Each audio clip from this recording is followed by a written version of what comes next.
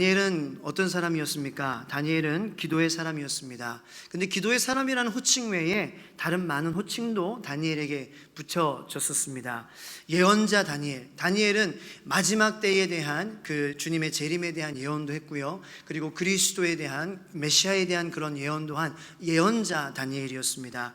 그리고 그를 생각하면은 사자의 굴에서 용감한 다니엘. 그래서 미국에서는 항상 데니얼 하면은 Daniel and the Lion's Den 이렇게 라이온스 그러니까 사자의 덴 동굴에 들어가서 또 하나님을 찬양하고 예배함으로 그 사자로부터 구원을 받은 다니엘, 그러한 모습을 우리가 생각을 합니다. 하지만 다니엘의 그러한 전체적인 삶의 주요 사역을 우리가 살펴보면은 그에게 기도의 사람, 기도의 용사라는 호칭이 더 어울릴 것 같다라는 그러한 생각을 합니다. 다니엘이 바벨론으로 포로로 잡혀갔을 때 나이가 17살이었습니다. 다니엘은 바벨론에서 포로로 거의 70년 동안 삶을 살았습니다. 그가 70년 동안 바벨론에서 포로로 살면서 왕은 4번이나 바뀌었고 나라는 2번이나 바뀌는 그러한 급변하는 격변의 어려움의 시대에서 살았다라는 것입니다. 그는 바벨론이라는 타국에서 살았습니다. 하나님 믿기에 참 어려운 그러한 환경이었겠죠. 그런데 다니엘은 예수님을 믿는 하나님의 백성이라는 정체성을 잃어버리지 않고 믿음으로 살았던 사람이었습니다. 더군다나 다니엘은 그 이방 민족들에게 존경까지 받는 그러한 사람이었다라는 거예요. 어떻게 이방 나라에서 정말 하나님을 섬기지 않은 그러한 문화가 가득한 그러한 세상 가운데서 하나님의 사람으로서 정체성도 잃어버리지 않고 또 많은 그러한 민족들에게 영향력까지 끼치며 살 수 있는 그러한 삶을 살아갈 수 있었을까요? 그 능력은 바로 기도에서 나왔다는 것입니다. 그래서 저희 교회에서도 9월 1일부터 21일까지 다니엘 21일 금식 기도 운동을 가지려고 하는 것입니다. 다니엘의 그러한 이 배경 문화를 보면은 패배해버린 이스라엘, 그 유다의 나라의 포로로서 자유가 없는 삶이었어요. 그리고 모든 것을 빼앗긴 삶이었어요. 그리고 다른 나라에서 살며 다문화의 환경 가운데서도 그는 흔들리지 않는 하나님의 사람으로 살았다라는 것입니다. 우리는 이러한 맥락에서 우리는 지금 어떠한 삶을 살고 있는지 한번 고민을 해봤으면 좋겠습니다. 세상 속에서 정말 바벨론과 같은 그러한 세상에서 우리가 진정한 하나님의 백성으로 살아가는 게 녹록지 않고 쉽지 않다라는 것이 바로 여러분들과 제가 가진 그러한 고민일 것입니다. 세상 속에서 그리스도인으로서 세상 문화 속에서 예수님 믿는 사람으로서 사는 것이 거의 불가능하게 느껴질 정도로 우리가 힘이 없는, 그렇게 연약한 저희들의 모습을 발견할 때가 많다라는 것이 바로 저와 여러분들의 고민이라는 것이죠. 그저께 저희 교회에서 이제 8월 달에 2번 영화 상영을 하기로 해서 2번째 영화 상영을 했습니다. 2층에서는 I am not ashamed라는, 나는 부끄럽지 않습니다 라는 영화를 보여드렸어요. 그 영화가 어떤 영화냐면요, 실제 있었던 사건을 기반으로 만든 영화인데요, 1999년 미국 오하이오주의 콜럼바인 고등학교에 총기 난사 사건이 일어났었습니다. 그때에 9명의 학생이 죽고 1명의 교사 선생님이 죽게 됐는데, 그것이 어떻게 보면은 미국의 그 가장 처음 이렇게, 지금은 총기 난사가 워낙 많으니까, 그런데 그때 당시에는 굉장히 정말 브레이킹 뉴스였어요. 정말로 특종이고 그런 난사 사건이 없는 그러한 때였어요. 그러니까 이제 버지니아 공대 때도 저도 미국에 있었고, 이때도 저도 미국에 있었고 그랬는데, 버지니아 공대 한국 청년이 그랬잖아요, 그죠? 조 무슨 성이 그런데 그보다도 먼저 있었던 게 콜럼바인 고등학교 사건이었어요. 근데 그 사건의 첫 번째 희생자이자 순교자인 레이첼 조이 스캇이라는 분의 그 삶을 영화화 만든 것이 바로 그 영화입니다. 그 영화를 왜 말씀을 드리느냐, 우리가 지금 이야기하는 그런 고민에 대해서 생각해 보게 하고 또 해답을 제시하는 그런 영화이기 때문입니다. 한번 보시길 바랍니다. 17세의 소녀로서 고등학교라는 작은 세상 속에서 살아가요. 그런데 하나님의 백성으로서, 자녀로서, 그리스도인으로서 정말 이 레이첼은 빛이 되기를 원해요. 그리스도인으로서 사람들의 마음을 만지면서 예수님께서 그렇게 하셨듯이 그러한 삶을 살기를 원해요. 그런데 그러한 삶을 살기를 원하는 그 마음에 친구들이 배신을 하고, 친구들이 또 좋아해 줬다가 또 친구들의 마음이 변하기도 하고, 또 그러한 내가 할 수 있다라는 그러한 자신감에 또 이제 여러 종류의 친구들을 만나고, 그 친구들이 이제 뭐 담배도 피고 술도 마시는 그런 파티 장소에 나는 할 수 있다, 나는 예수님 믿는 사람이니까 나는 빛이 될 거야 하면서 그런 데 가가지고 막 섞여서, 자기는 그런 걸 하진 않지만 놀다가 노는데, 또 그러한 자기를 의지하는 그러한 마음이 낙심되고, 그러한 곳에서도 어울리지만 나를 통하여 변화하지 않는 그러한 친구들의 모습을 보면서 실망하는 거예요. 그 어떻게 보면은 우리가 지금 살아가고 있을 때에 가지고 있는 그러한 고민들이 아니겠습니까? 우리도 세상 속에 살면서 내가 그리스도인인데 나를 통해서 내가 변화를 일으키고 싶은데, 빛이 되고 싶은데, 전혀 나의 모습을 통하여서 변화되지 않고 있는 주변 사람들의 모습을 통하여서 내가 이렇게 정말 무기력한 그리스도인인가? 아니면 아예 그냥 그런 노력조차도 없이 그냥 세상과 동화되어서 살고 있고, 세상이 하는 그러한 트렌드대로, 추세대로, 그러한 유행대로 살아가는 그러한 모습이 또 내 모습이 아닐까? 나는 과연 저런 노력이 내 삶에 있을까? 그러니까 뭐 이런저런 여러 가지의 그러한 이 시각에서 고민해 볼 수 있는. 하지만 분명한 것은 레이첼은 친정한 그리스도인으로 살기를 정말 간절하게 원했어요. 친구가 배신하고 자기의 뜻대로, 자기의 그러한 모습대로 변화하지 않는 세상을 보면서 실망하고 좌절하고 믿음이 무엇인가? 라는 그러한 고민도 했지만 그는 끝까지 하나님을 붙잡았어요. 기도했어요. 그리고 그의 일기장에 그는 그의 손바닥을 이렇게 그렸어요. 그리고 그 안에다가 노트를 썼어요. 하나님, 내가 이 작은 손이지만 이 작은 손으로 수백만 명의 사람들의 마음을 만지길 원합니다. 그런 사람이 되고 싶습니다. 하나님께서는 레이첼의 이 사람의 그러한 기도를, 그러한 염원을, 그러한 마음을 하나님께서는 이 비극의 사건이지만 이 사건을 통하여서 지금 얼마나 많은 수많은 10대들이 이 레이첼의 일기장을 통하여서 하나님께 헌신하고 결단하고, 내가 순교를 지키겠습니다, 내가 약한 자를 위해서, 내가 학교에서 그렇게 그 왕따 만드는 거 그걸 내가 안 하겠습니다, 그러한 선언을 하는 사람들이 지금 10대들이 수천만 명에 이르렀다는 거예요. 할렐루야. 하나님께서는 살아계십니다. 이 레이첼의 기도고 작은 한 사람의 인생이었지만 정말 하나님을 간절히 붙잡고 매달렸을 때에 하나님께서는 그의 기도를 들어주셨다는 거예요. 비극적인 사건이지만 그 사건을 통해서 정말로 수천만의 사람들의 마음을 그의 손으로 만지고 있다는 것입니다. 세상에서 참 이렇게 사는 게 쉽지 않습니다. 그런데 저는 여기 있는 분들 중에 그런 노력을 하시고 고민을 하시는 분들께 위로와 칭찬의 말씀을 드리고 싶습니다. 힘내시기 바랍니다. 주님이 함께 하십니다. 그리고 잘하고 계시다라고 말씀드리고 싶어요. 세상에서 그리스도인으로 사는 게 부대끼지 않고 나의 마음을 어그리지 않는다면은 정말 예수 그리스도의 복음의 진리가 내 마음 가운데에 있나? 세상에 사는데 너무 편해, 세상의 그러한 그 문화가 너무 나하고 잘 맞아, 그러면은 우리가 한번 생각해 봐야 된다는 그러한 의미도 돼요.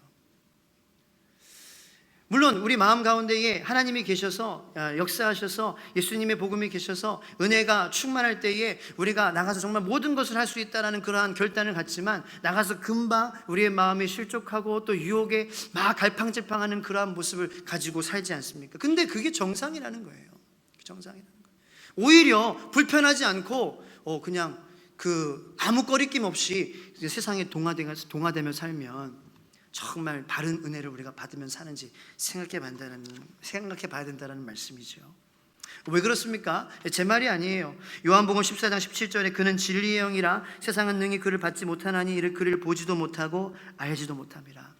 하나님께서 우리에게 복음의 진리를 주셨는데 세상은 그것을 알지 못한다는 거예요. 보지 못한다는 거예요. 이해하지 못한다는 거예요. 그러니까 우리가 그 복음의 진리가 우리 마음 가운데 있다면 세상이 우리를 보고 알아보지도 못하고 인정해주지도 않고, 그렇게 인정해주지 않고 알지도 못하고 보지도 못하는 그러한 이 충돌이 일어날 수밖에 없다는 것이죠. 요한일서 2장 15절 16절에도 이 세상이나 세상에 있는 것들을 사랑하지 말라. 누구든지 세상을 사랑하면 아버지의 사랑이 그 안에 있지 아니하니. 그러니까 아버지의 마음, 그리고 이 세상에서의 육신의 정욕과 안목의 정욕과 이생의 자랑, 그것은 세상의 것인데 우리가 그것과 우리의 그러한 신앙의 가치가 그게 부딪히지 않습니까? 그것이 바로 우리가 정말 진리로 살고 있다면 부딪힐 수밖에, 어그러질 수밖에, 마음에 그렇게 거스를 수밖에 없다라는 그러한 하나님의 말씀입니다. 세상은 하나님이 없다 그럽니다. 절대 진리를 부정합니다. 하나님의 가치를 부정해요. 그렇다면 세상에서 하나님의 백성으로서 살아가는, 하나님의 자녀로서 살아가는 그러한 것은 무엇을 의미할까요? 하나님은 참 진리신데 세상의 진리를 모르니까 그럼 나도 너를 모른다, 우리가 등 돌리고 세상을 증오하면서 우리가 뭐 산에 가서 우리끼리 살아야 될까요? 그것은 하나님의 뜻이 아니라는 것입니다. 그렇다면은 힘들다, 그러면 대충 하면서 타협하면서 살자, 그게 하나님의 뜻일까요? 그것도 아니라는 거예요. 세상은 무엇입니까? 하나님의 관점에서, 성경의 관점에서 하나님께서 우리에게 말씀하세요. 세상은 나의 영광을, 나의 사랑을, 나의 이름을 드러나게 하는 너의 무대다. 그게 세상이라는 거예요. 여러분들, 연기자가요, 무대보다, 그러니까 연출자보다, 감독보다 무대를 사랑하게 되면 어떻게 되는 줄 아십니까? 그러면은 그 연극은 망하는 거예요. 하나님께서 우리에게 다 주연을 맡기셨어요. 왜 맡기셨을까요? 나의 연출자의 마음, 감독의 마음을 알아주는 사람, 그 사람을 뽑잖아요. 그래서 여러분들 한 사람 한 사람을 뽑아주셨어요. 그런데 우리를 세상이라는 무대에 세워주셨는데 여기 올라와 보이니까 와, 반짝반짝한 것도 보여, 여기 마실 것도 보이고 할 것도 보이고, 무대 위에 올라가가지고 무대에 쏙 빠져버린 거예요. 내 대사도 못하고 내 역할도 못하고 감독님께서 나에게 주신 그 역할을 감당하지 못하고 내가 무대를 막 돌아보면서, 그렇게 되면 그 연극은 어떻게 될까요? 한 사람 한 사람 떠나가겠죠.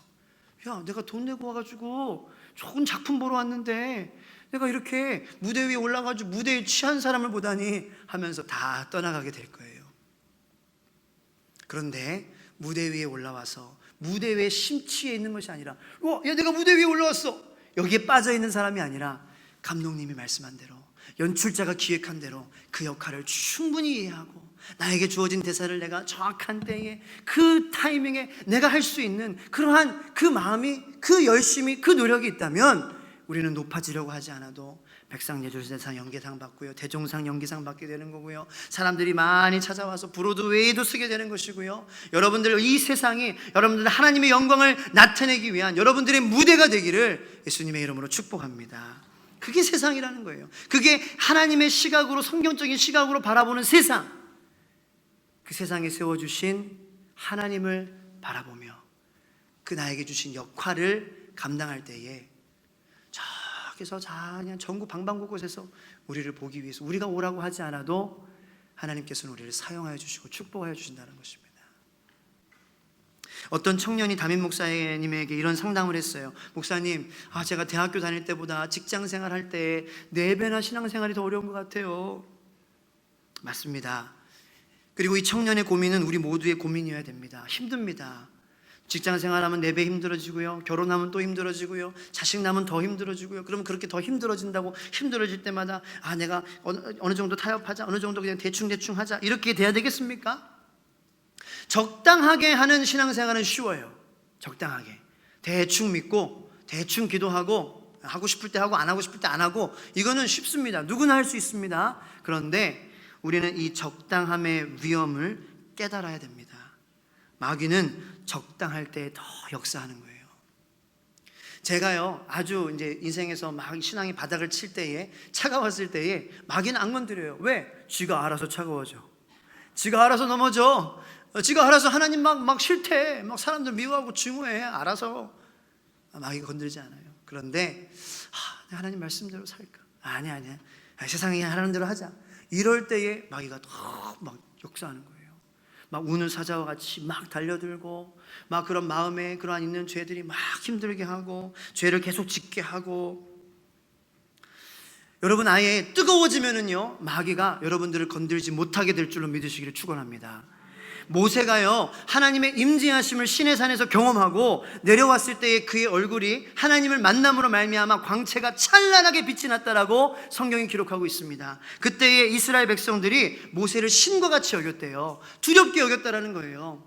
우리가 하나님께 마음을 드리고 하나님 안에 거하고 내가 주님 안에 거할 때에 하나님의 광채가 나에게 임하게 되는데, 내가 그렇게 뜨거워지고 빛날 때에는 마귀도 우리를 무서워하고 세상이 우리를 이렇게 막 찔러보고 야 어떻게 한번 넘어지나 보자, 이렇게 못하는 그러한 담대한 믿음이, 그러한 여러분들의 광채가 빛나게 되기를 예수님의 이름으로 축복합니다.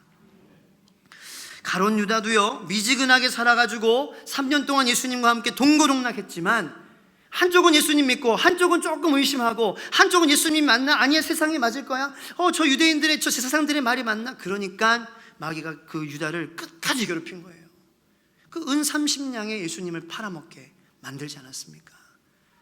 미지근하니까, 중간하려고 하니까, 마음을 정하지 못하니까, 뜻을 정하지 못하니까 마귀가 그렇게 역사해서 예수님을 팔아넘기게 만든 거예요. 나도 그렇게 될 수 있어요. 여러분들이 그렇게 되지 않게 되기를 축복합니다. 불편한 진실 하나 말씀드릴게요. 주일에 예배에 나오시는 분들 대단합니다. 정말 비꼬는 거 아니고요. 칭찬해 드리고 싶어요. 잘하시고 계세요. 하지만 우리 한번 생각해 보기를 원합니다. 주일 예배 한 번만으로 우리가 일주일 동안 계속해서 뜨겁게 살 수 있을까라는 것이죠. 주일 예배 한 번만으로 우리가 계속 깨어 있을 수 있을까? 라는 그러한 질문, 그것이 아니다라는 것을 우리가 생각해야 된다는 것입니다. 세상의 진리도요, 한번 그냥 가스불을 확 해가지고 물이 확 끓어버리면, 그걸 딱 가스불을 꺼버리면 금방 식어버려요.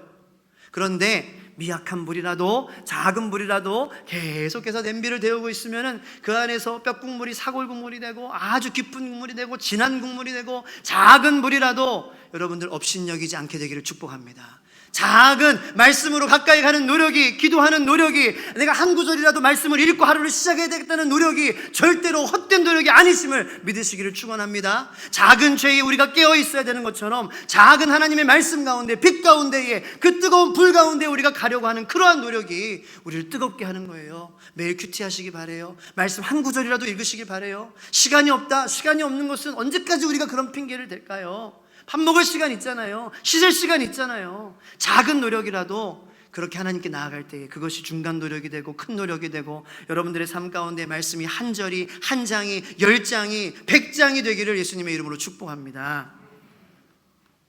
그것이 영적 성장의 기쁨이라는 거예요. 작은 것에서부터 시작한다. 그래서 새벽 기도에도 나오시는, 새벽 스타일이면 새벽에 나오세요. 잠이 없으면 굳이 막 계속 자려고 노력하지 마세요. 일어났으면 기도하세요. 기도하고 또 잠드세요. 굳이 난 다시 자야 되겠다, 안 오는데 그냥 멀뚱멀뚱. 저녁 스타일이신 분들, 야행성 분들은 저녁 찬양 기도에 화요일, 목요일, 금요일 나오시기 바랍니다. 혹시 임신하신 분들은 그건 최고의 태교 방법이에요. 네, 정말이에요. 저희 부부는 그렇게 태교했습니다. 찬양 기도회로 매일.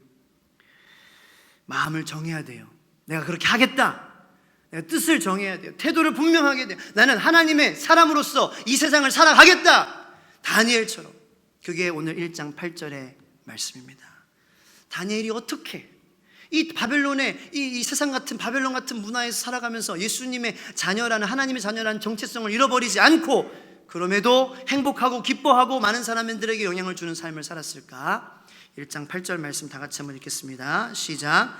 다니엘은 뜻을 정하여 왕의 음식과 그가 마시는 포도주로 자기를 더럽히지 아니하리라 하고, 자기를 더럽히지 아니하도록 환관장에게 구하니. 아멘. 뜻을 정하시기를 축복합니다. 마음을 정하세요. 마음을, 태도를 분명하게 하세요. 내가 하나님의 사람으로 살아갈 것이다. 나는 하나님의 백성이다. 나는 바벨론에서 살지만 나는 하나님의 자녀이다. 나는 대한민국에 살지만 나는 하나님의 시민이다. 나는 대한민국에 살지만 천국의 시민이다. 분명하게 하시기 바랍니다. 할렐루야. 이 뜻을 정하다라는 마음을 원어로 살펴보니까 마음을 정한 거예요. 마음을 정한 거는 태도를 분명하게 하기로 시작했다라는 거예요. 제가 말씀드린 대로 내가 하나님의 백성대로 살 것이다. 이 태도를 분명하게 하는 거예요. 마음을 정하는 거예요. 내가 기도할 것이다. 내가 찬양할 것이다. 또 태도를 분명하게 한다는 것은 또 다른 두 번째 의미가 있습니다. 그건 뭐냐? 여기 말씀해 보면은 그가 마시는 포도주로 자기를 더럽히지 아니하리라 하고. 왕이 주는 포도주인데, 왕이 주는 음식이에요. 세상에서 우리가 먹고 마시는 당연한 것들입니다. 포로로서 왕이 주면 먹어야 되고, 살라 그러면 살아야 되고, 이거 하라 그러면 해야 되고, 그게 당연한 거예요. 근데 다니엘이 뜻을 정했다라는 것은 그것이 나를 더럽힐 수 있다라고 인정하는 거예요. 그게 태도를 분명히 하는 그리스도인입니다. 내가 연약하다라는 거죠. 내가 죄성이 있다, 내 안에 악한 것이 있다, 악령이 있다, 이것을 인정하는 거예요. 내가 이것을 먹음으로 사람들은 다 마시고 사람들은 다 먹고 있지만 나는 하나님의 백성이기 때문에 내가 이것을 했을 때에 나의 마음은 더러워지는 거예요. 이게 태도를 분명하게 하는 거예요. 하나님, 나는 죄인입니다. 내 안에 악한 것이 있습니다. 이러면은 문제는 쉬워집니다. 그런데 야, 사람이니까 좀 마실 수 있지, 먹을 수 있지, 다 하는 거잖아. 그러면은 그 문제는 영원히 떠나지 않습니다. 그런데 내 안에 정말 evil spirit이, 그런 좀 악한 영이, 남자가 여자를 볼 때에 음란한 생각하는 거, 그거 사람들은 뭐라 그래요? 우리 그리스도인들도 교회 안에서 야, 남자면은 그럴 수 있지, 당연한 거 아니야? 생리적인 거 아니야? 그런데 그렇게 생각하면은 그게 영원히 거기 있어요. 그런데 내가 여자를 볼 때에 하나님, 내가 이런 마음이 있습니다, 이런 악한 생각이 있습니다, 이러한 그 음란한 마음을 막 조장하는 그러한 악한 영이 내 안에 존재합니다. 그러면 문제가 간단해지는 거예요. 왜? 예수 그리스도의 이름으로 떠나가! 그럼 물러가기 때문에 그렇습니다. 그런데 입장을 불분명히 하는 거예요. 불분명하게 뭐 그럴 수도 있고 할 수도 있고, 남자니까, 직장 다니니까 술 마실 수도 있고, 뭐 여기 노래방 갈 수도 있고. 분명하게 하지 않으면 그것이 계속 내 마음 가운데에 나를 힘들게 하는 거예요. 더 표정 안색이 안 좋아지게 되는 거예요. 이게 태도를 분명하게 하는 거예요. 내 안에 악한 것. 사도 바울이 로마서 7장에서 고백하는 게 뭡니까? 내 안에 악령이 있다는 거 아니에요. 그렇게 고백한다고 해서 막 우리가 하나님을 덜 사랑하거나 귀신 들린 사람이다라고 세상이 우리를 막 그렇게 막 한다는 게 아니에요. 사도 바울의 고민이 뭐냐? 하나님, 내 안에 악한 것이 있습니다. 이빌 스피릿이 있습니다. 음란한 것으로, 게으른 것으로, 나태하는 것으로, 기도하지 못하는 것으로 나를 그렇게 조장하는 악한 마음이 있는데요, 하나님, 내가 이것을 원하는데 이 악한 마음은 다른 것을 원하고요, 하나님, 내 안에 이것이 계속 싸우고 있어요. 이게 사도 바울의 분명한 태도 아니겠어요? 사도 바울의 태도가 확실한 태도를 분명하게 하시기를 예수님의 이름으로 축원합니다. 그러면 문제는 간단해지는 거예요. 근데 세상이 그러니까 그냥 하자, 그러면 해결이 되지 않죠. 사랑하는 성도 여러분들, 가인과 아벨 제사 아시죠? 창세기 4장에 등장합니다. 인간의 최초의 살인사건입니다. 가인의 문제가 뭡니까? 태도가 불분명했어요. 나는 하나님을 제사 예배드리는 사람이다, 나는 하나님의 아들이다, 자녀이다, 하나님 나를 사랑하신다, 이게 불분명했기 때문에 내가 하나님께 제사를 드렸는데 내 제사를 기뻐 받으시지 않으셨을 때에 아벨을 향하여서 표정이 확 변한 거예요. 안색이 변했다. 창세기에는 이렇게 기록이 되어 있습니다. 여러분들, 내가 태도가 분명하지 않으면은요, 내가 하나님에게 태도가 분명하지 않으면은 그러한 작은 일에 내 안색이 싹 무섭게 변할 수 있어요. 인간이 그래요. 무서워져요. 최근에 그 살인 사건 한강에 벌인 안색이 변했어요. 야, 나한테 약 올리면 죽일 수도 있다, 이거잖아요. 나 무시하면 죽일 수 있어. 근데 더 무서운 사실은 무엇인지 아십니까? 그러한 모습이 내 안에도 있다는 거예요. 그 뉴스의 댓글을 저는 보고 정말 회개했어요. 저도 어느 정도 그런 마음이 있었기 때문에. 어떤 사람이 통쾌하다, 양아치, 야, 그렇게 세상에서 막 자기 있다고 막 문신했다고 막 이렇게 까불고 그런 사람 경찰이 해야 될 이 사람이 했네. 잘했대요.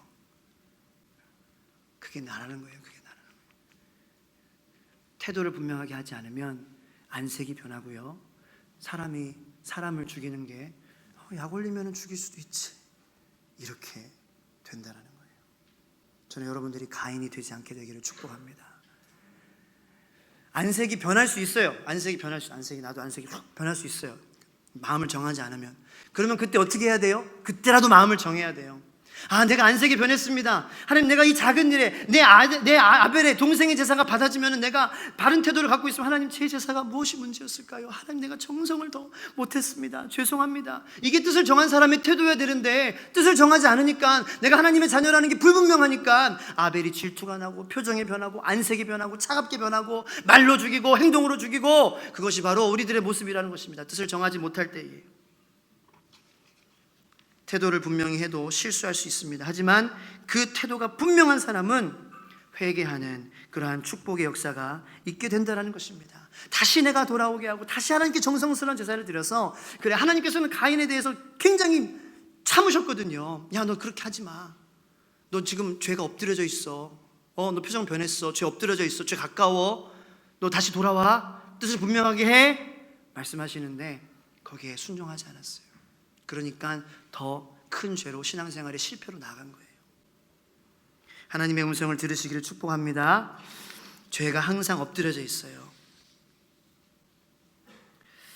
하지만 우리가 기도로 나아가고 회개하고 마음을 돌이키면 죄가 우리를 원하지만 우리가 죄를 다스릴 수 있다. 이게 하나님의 말씀인 줄로 믿으시기를 축복합니다.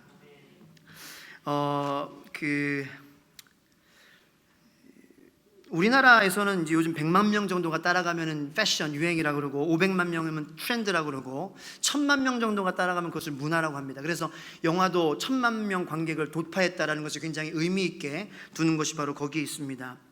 이 다니엘이 살아가는 그러한 세상은 이 1000만 명이 아니라 모든 사람들이 세상 속에서 하나님의 백성으로서가 아니라 세상 속에서 자기만의 그러한 문화로 우상을 섬기는 그러한 문화를 가지고 살아갔습니다. 그런데 그 가운데서 하나님의 백성으로서, 내가 하나님의 자녀로서 죄에 대하여, 내 안에 있는 악한 영에 대하여 내가 태도를 분명히 하고 가지고 다니엘은 살았습니다. 그래서 그는 백성다운 삶을, 하나님의 백성다운 삶을 살았다라는 것입니다. 그런데 10절에 보면은 환관장이 이렇게 얘기해요.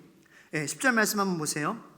제가 이제 제 식으로 한번 해석을 해드리면, 야, 다니엘아, 너 그거 굳이 그렇게 할 필요 있어? 야, 왕이 주는 그러한 음식 먹어도 돼. 다 먹어. 포도주 마셔. 고기. 야, 너 오히려 안 마시면은, 고기 안 먹으면은 너 마음에 불만이 가득할걸? 너 안색이 변할걸? 진짜로 안 먹으면 안색이 변하죠. 그죠? 저도 금식할 때 안색이 변할 때가 있어요. 한 3일째 되면 너무 힘들어. 너무 안 먹어가지고 막 신경이 예민해져가지고 내 자녀들이 막 조금만 이렇게 해도 안색이 못 먹고 있는데 진짜 이렇게 변하는 거예요. 못 먹어서 진짜 변해요. 고기 못 먹으면 안색, 나만 빼놓고 고기 먹으러 갔다 그러면 안색 변하죠. 그죠? 그러신 분들 계시죠? 나만 빼놓고 나는 라면 먹게 하고 고기 먹어 하면서 절교해. 고기 먹어. 포도주 마셔. 너 안 그러면 너 안색 변해. 네 안색 변하면은 나 죽어. 이거거든요 지금. 그렇게 우리가 뜻을 정하면 유혹해요. 야, 해. 다 하잖아. 한번 해. 뜻을 계속 정하시기를 축복합니다. 그 비결이 뭐냐라는 거죠. 계속 뜻을 정하는 비결. 그것이 15절에 나와 있습니다. 다 같이 읽겠습니다. 시작. 열흘 후에 그들의 얼굴이 더욱 아름답고 살이 더욱 윤택하여 왕의 음식을 먹는 다른 소년들보다 더 좋아 보인지라. 아멘. 자, 열흘 동안 다니엘이 뭐 했을까요? 다니엘은 기도했을 것입니다. 하루에 3번 그가 항상 그래왔던 것처럼 하나님이 계신 그 성전을 향하여서 기도했을 거예요. 자기를 절제하고 포도주를 먹지 않고 왕이 주는 그러한 문화, 세상이 우리에게 주는 그러한 생각, 그러한 곳에 살면서 그러한 것을 내 마음 가운데 받아들이지 않고 기도함으로 계속 그의 뜻을 정하며 나아갔습니다. 그랬더니 어떠한 일이 벌어졌습니까? 그의 안색이 더 좋아졌어요. 저는 여러분들의 안색이 더 좋아지기를 예수님의 이름으로 축복합니다. 고기를 안 먹었는데, 고기를 안 먹고 내가 금식하고 자제하고 내가 왕이 주는 그러한 음식을 먹지 않고 포도주를 마시지 않는데 오히려 좋아지는 것입니다. 여러분들이 유혹을 이겨내고 세상의 그러한 문화와 내가 대항하여서 뜻을 정하여서 세상이 하라는 대로 하는 것이 아니라, 마음의 그러한 죄성이 하라는 대로 하라는 것이 아니라 오히려 예수 그리스도의 영광을 위하여서, 사랑을 위하여 세상이라는 무대에서 살아갈 때에 여러분들의 안색이 더욱더 좋아지는 축복이 있게 되기를 축원합니다. 그게 안색이 좋아지는 거예요. 뭐 막 먹어서 안색이 좋아지지 않아. 나는 뷔페에서도 막 우락 이렇게 사람 봤어요. 뷔페에서 막 하는데 막 싸우면서 먹는 거예요. 막 아빠는 자기 이어폰 들고 막 먹고, 가족은 가족끼리 먹고. 먹어서 안색이 좋아지는 게 아니라. 사진 한번 보여주시기 바랍니다.